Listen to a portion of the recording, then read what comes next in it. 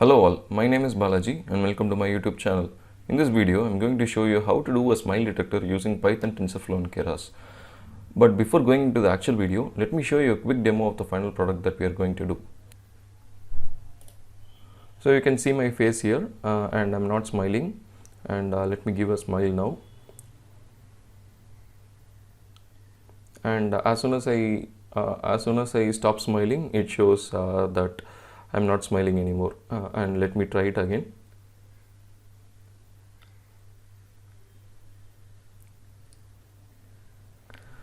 So this is what we'll be covering in this video. So with that said, let's get started.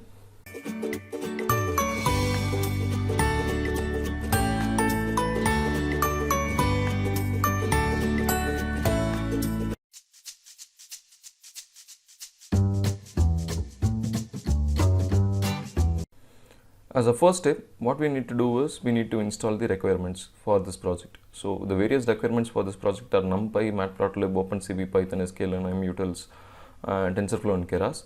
And these are the requirements I have left in the requirements.txt file. And this project structure, you can get it from my GitHub repository. I have uploaded the code to GitHub and I have left the link to GitHub in the description. You can download the code from there. So in order to install this requirements, you need to go to your command prompt and type pip install -r requirements.txt, and when you hit enter, it will automatically install all those requirements in your computer. And make sure that you are in the correct file path where the requirements.txt file is present, else it won't work. So I've already installed my requirements.txt, so we can jump to the next step.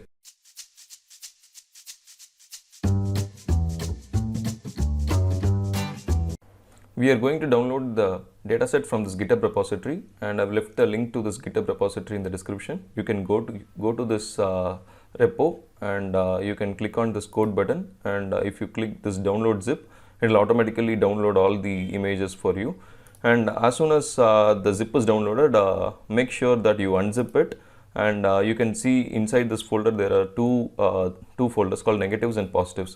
So inside negatives there will be all the images of the not smiling faces, and in the positive there will be all the positive faces, which means the smiling faces. So this is our data set, and I've already downloaded this data set into my machine, and let me show you the images that's present over there.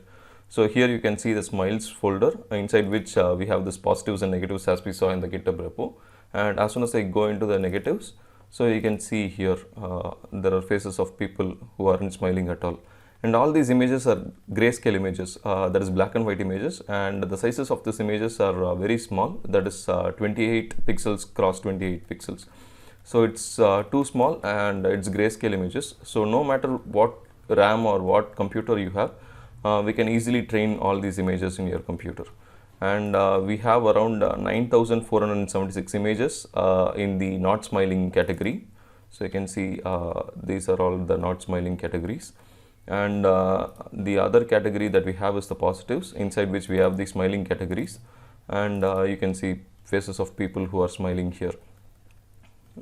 So these are also the same grayscale images with 28 cross 28. And we have around 3,690 images in smiling. Yes, there is a skew in the data set where we have the negatives more. You can see we have more than 9,400 images in negatives. Rather, we have only less images in positives. We'll discuss on how we'll handle this skew in the data as we go through the code. But for now, this is the data set that we are going to deal with in order to train our machine learning model.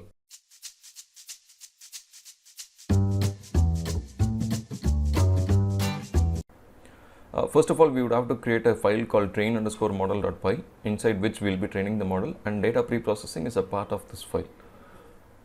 These are all the imports, and we'll see these imports as we go through the code.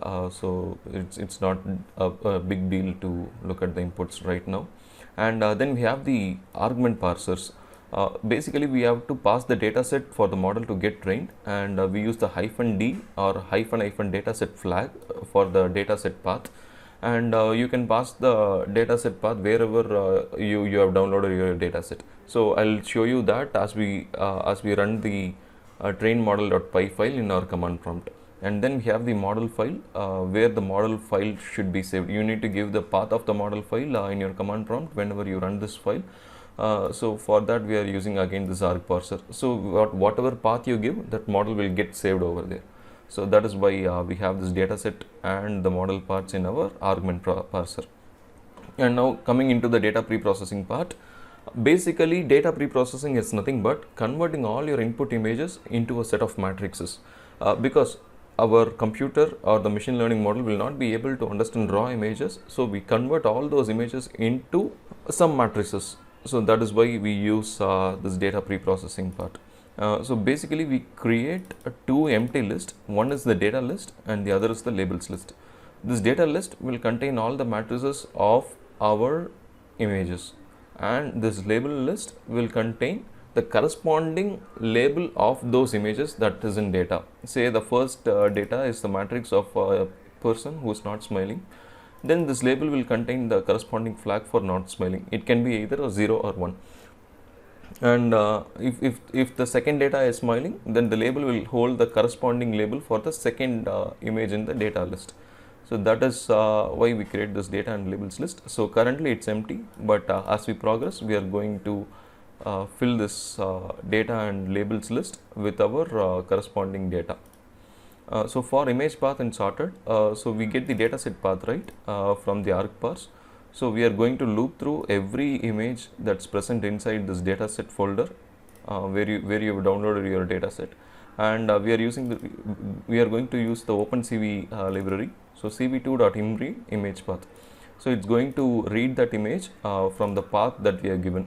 So we gave the dataset path right here. So similarly, it's going to read those dataset path, and it's going to convert the color. So basically, whenever the CV2 library reads an image, it basically reads in three scale images, that is blue, green and red. But all the images that we have are grayscale images. So we have to convert those BGR channels to grayscale. So that is why we use this convert color, and what we are converting the image. So that is what here we read the image in the last line, right? So we save it in a variable called image, and on top of that image we are going to apply that CV2's color conversion, that is from BGR to gray. And then we are going to resize the images. All the images should be resized into 28 and 28. So these are square images of closely cropped faces. So we are going to convert those images in a 28 cross 28 cross 1. So basically this is nothing but 28 cross 28 cross 1. This 28 is the height of the image, this 28 is the width of the image, and this 1 is the number of channels. So channels is nothing but every image is made up of 3 channels. If it is a color channel, colored image, it could be red, blue and green. But in our case, we are only dealing with grayscale images, so we don't have 3 channels, rather we have only 1 channel. And we convert these images into arrays by using the image to array function. So that image to array we would have imported from Keras pre-processing image. And finally, we append those arrays, those matrices into our data list. So that is by data.append image. And now we have to find the labels for those corresponding images. So in order to do that, we get the image path and split for every separation. So separation is nothing but, say this is the link that I have, and this is where the particular image is present.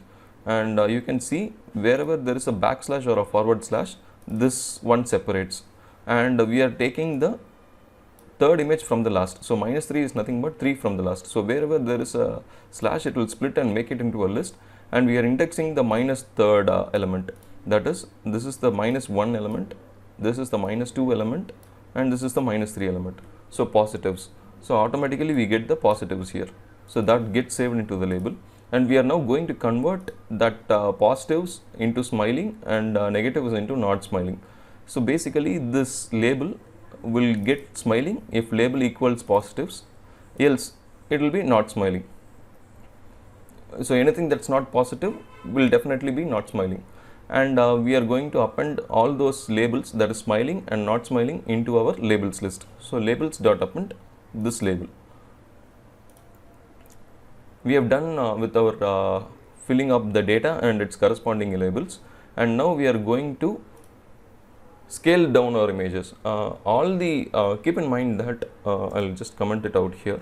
So keep in mind that all the images are from 0 to 255 values. So every pixel in an image can take values from 0 to 255, where 0 is black and 255 is the white. And since every every pixel lies within this range, we are going to standardize our image from 0 to 1. In order to do that, we divide all the elements in our array by 255 so that we get values from 0 to 1. And then we convert our labels list into an array. So np.array of, then we pass in this list, which automatically converts this labels into an array. Finally, what we are going to do is that we are going to convert our labels array into a numerical matrix. We are going to label encode them because the machine learning model doesn't understand what is smiling or what is not smiling, because they are just alphabetical characters. Whereas it can only understand numerical value. So in order to convert them into a numerical value, we are going to use this label encoder, and we pass in these labels here, and this 2 is nothing but the number of categories. So we have 2 categories, right? So one category is smiling and the other category is not smiling. And we also spoke about the skew in our data set, where we have the negative images more and the positive images lesser. In order to address those change, we are going to get the class weight. Class weight is nothing but it gives a ratio of how much images are in the positive side and how much images are in the negative side. And we'll pass this class weight dictionary into our model.fit category into a class weight, so that the model, when training, will understand that we should give more weightage to the images dataset that has the lesser data. So that is why we use this class weight to address the class imbalance. And let me zoom in a bit so that you guys can view the screen better. Yeah. And finally, what we are going to do is that we are going to split our data into training and test set. So training and test set is very simple. For training your machine learning model, you'll use the training set, and for testing the data set, testing the model, how well the model has done, we'll use this test X and test Y. So X is nothing but the training, X is nothing but the input data, and Y is nothing but the labels. So we convert those training data into training X and test X. So we give a small ratio to that. In this case, I've used the test size to be as 20%. You can play around with these values as whatever you want. So basically, it's good to go with test size somewhere between 20 to 30%. So what we are splitting the data and labels, and the test size is 20%, and we set the stratify to labels and random state. So random state is 42. If you this is not really important. So if you want the same split as I'm doing, you can fix the random state to 42, and that is all about the data pre-processing part. And now let's jump into the next step.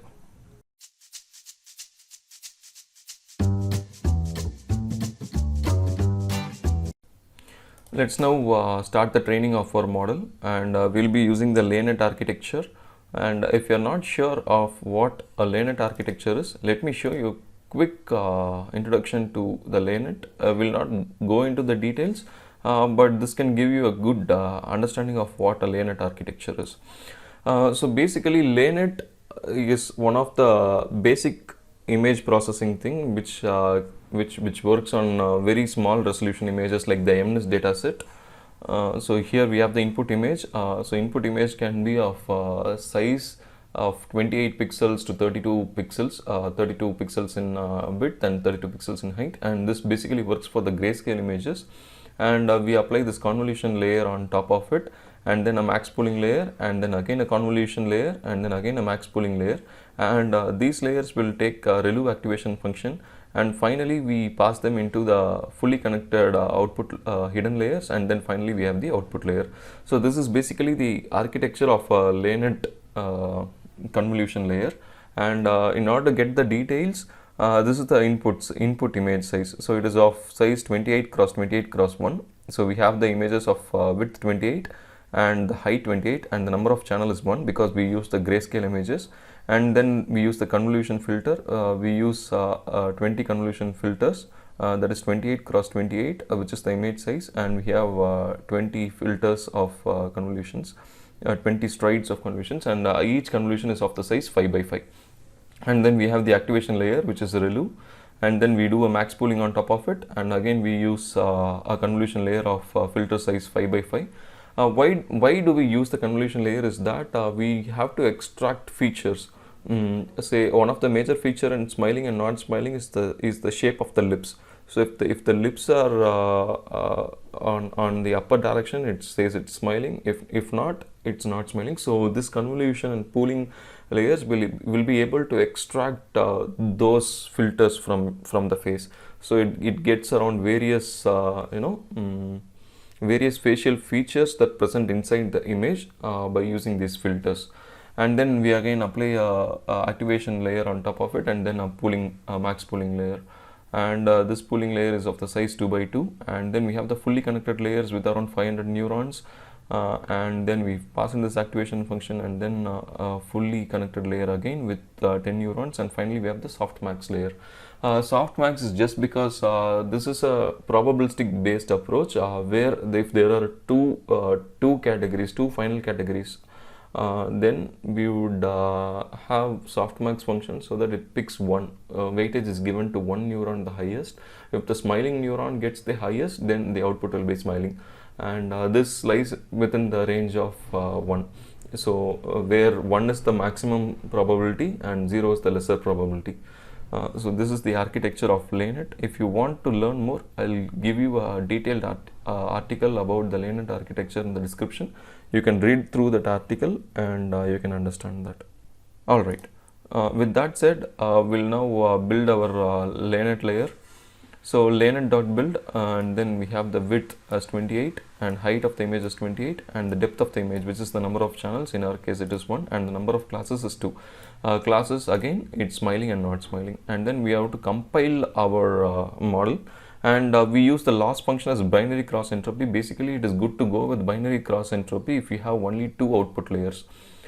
Since we have only 2 classes, we can go with the loss as binary cross entropy, and we use the Adam optimizer. Adam optimizer is like one of the go-to optimizer for most of the CNN or the image processing cases, and we are going to track the accuracy metrics. So that is all about this. And finally, we are going to train our model, and this model is fit on train X and train Y, and we know the validation set is nothing but the test X and test Y, and we give the class weight here as we discussed before on the top.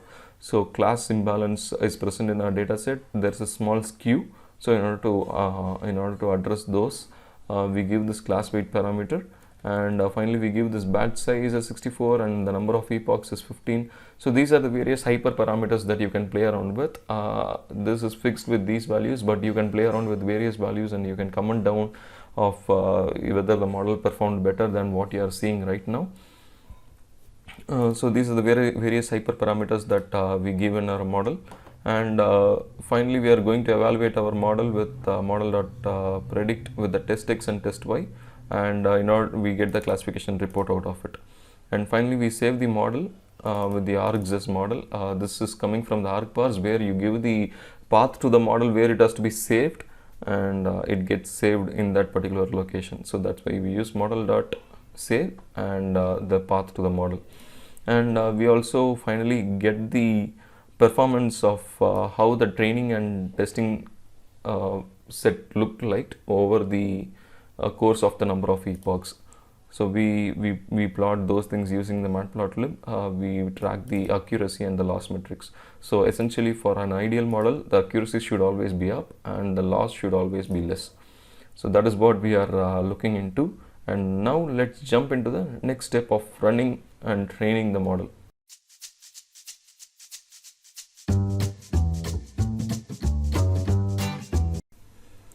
Let us now run our model. In order to run the model, let's go to the command prompt, and you can see here in the beginning we gave the 2 parameters, right? One for the data set and one for the model.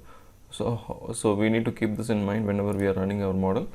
And go to your command prompt and type Python and then the file name, which is trainmodel.py, and then we need to give the dataset path. In my case, the dataset path is actually smiles, that is present where exactly the train model is present.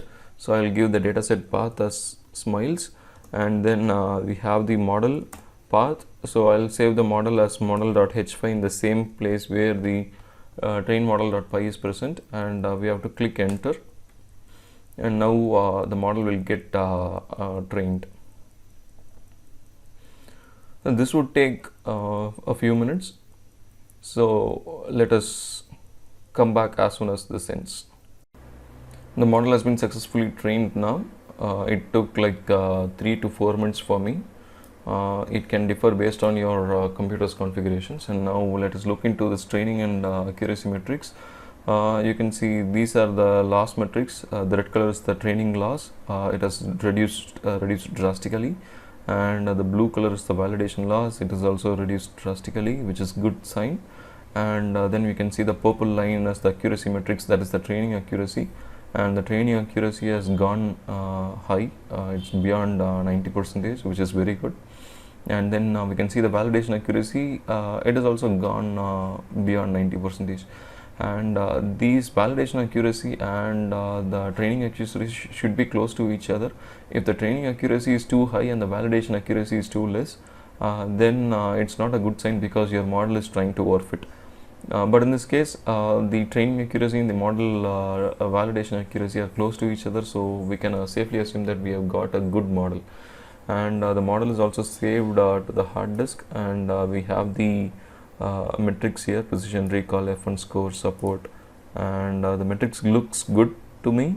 And yeah, so the model also has got saved in the hard disk. Now let's jump into the next step.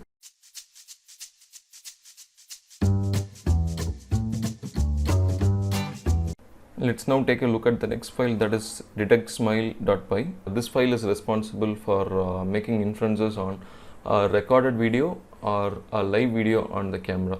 So basically we are going to use a cascade here, which is the Haar cascade, which is used to detect the faces.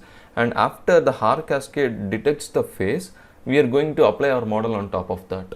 So we have to pass this -c cascade flag when we run this detectsmile.py. And the next one is the model file that we just trained. So we need to give the model path. So we need to give two paths whenever we give this detectsmile.py. One is the Haar cascade for detecting faces, and the other is our model file for detecting the smile. And this video is optional command. If you want to make inferences on top of a video file that you have already recorded, then you have to give this -v path of where the video is actually present. And then the other things are pretty similar. I will not go into details of this, because I've also explained all these things in my previous videos on the face mask detections and the gender classification videos.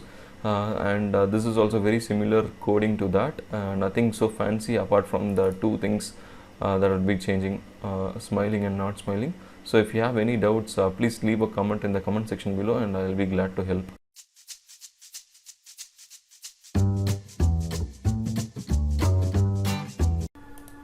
We have came to the last section in our smile detection, and now the last command is to run this detectsmile.py with the cascade and the model files. This cascade file is actually present in my GitHub. We can directly download the cascade file from there, and model file we just generated. Let us now jump to the command prompt and go to the path where your smile detector.py is present, and then type python detectsmile.py and then put -c and give the Haar cascade XML file path to that, and then put the -m and give our model file path, and then hit enter. Now this should open the live stream camera, and let's see the results.